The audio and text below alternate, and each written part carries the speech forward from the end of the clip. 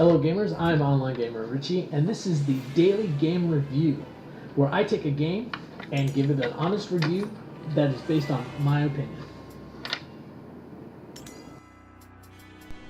And today's game is Gauntlet.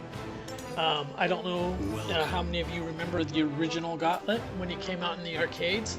It was a 4-player game. You all stood around the arcade machine trying to figure out these mazes and get to the next level. There were 4 classes.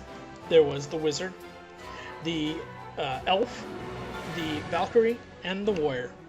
This Gauntlet has added a 5th playable class, which is the Necromancer. Now they have done some major updating to this game since then. I remember playing it in the arcade, and then when it came out for the NES, I got it then too. So in the arcade and on the NES, basically whenever you took a step, you lost some health. So basically you were always trying to renew your health. The money you found was able to purchase things. And they kind of kept some of that in this game, not really so much with the health. However, they did add a lot of new aspects to the game. There's a small RPG aspect, so every time you finish a level, you get all this gold, and you can use that money at the end of it to upgrade your character. So that is basically the game. The game is about trying to beat this dungeon, make a massive amount of money while you're doing it. Easy as pie. The dead rise up This without game my is permission. very difficult. Fine, be like that. I don't Now, need you. I'm good. Each of the classes is going to be shown here a little bit, but I went ahead and showed the Necromancer, which happens to be my favorite class, mainly because of the skills Another that it has. tasteless meal. Now you can hear the voiceover, the voice acting in the game. There is some of that. The game has somewhat of a plot, but it is not a major part of the game as far as I'm concerned. So that being said, so let's go ahead and start rating the game a little bit. The graphics. The graphics are significantly more up to date than the original game when I played it. So if I go based off of that, that's going to make a huge difference on this. So I'm going to try not to let that nostalgia affect my game ratings today. So I'm just going to go with what I can see, and I'm going to say that the graphics are decent. They are not as far up to date as they could be. They could be more amazing than what they are right here. However, this game is probably very huge as far as that goes. So I'm going to go ahead and give the game a 5 on the graphics. The music in this game, once again, more updated than when I played it originally, when everything was, basically like 8-bit, 16-bit. So here we go.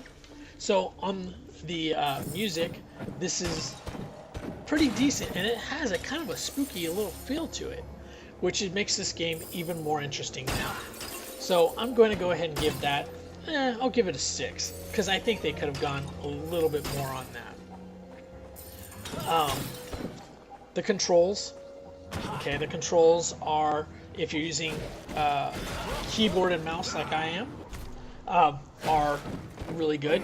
You use the mouse to direct your attacks and the keyboard to move and to use your special abilities. Is that all? And each character has several special abilities, and each thing works slightly differently. So the Necromancer has several abilities. One's really close, one's ranged, and then one of its special abilities is all those ghosts.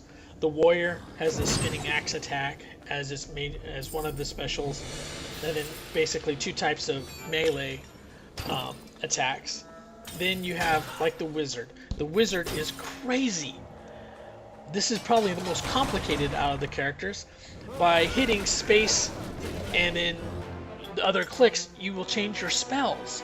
The Valkyrie, a highly defensive character, however, can move around the field very quickly with its dash attack.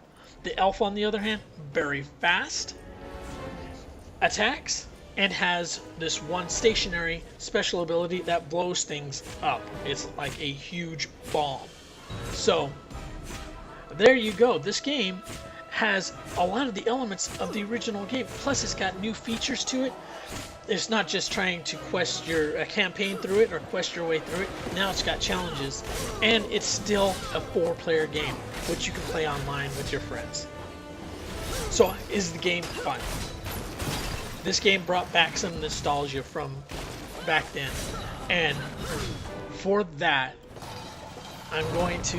I mean, the game plays kind of like it did back then, which at that time was fun, and it is still fun. It's a hack and slash game pretty much, but you gotta be smart about it. So I'm going to give the game a fun factor of probably about a 7. It's still probably not as fun as a lot of other games out there, but the nostalgia that it brings, if you've played the original Gauntlet, is pretty good. I need to study this. So that's what I'm going to say there. So the game is fun. So overall, as a rating for this game, I would give it about a 6.5.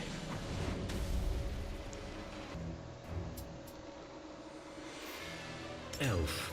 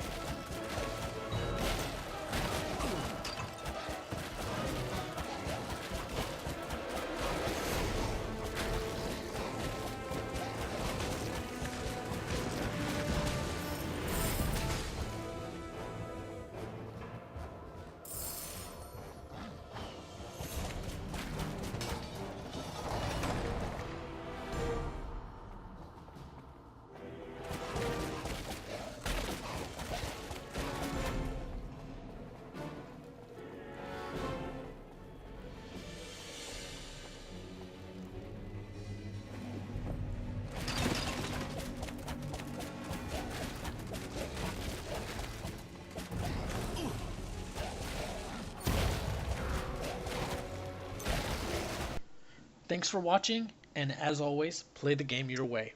Laters.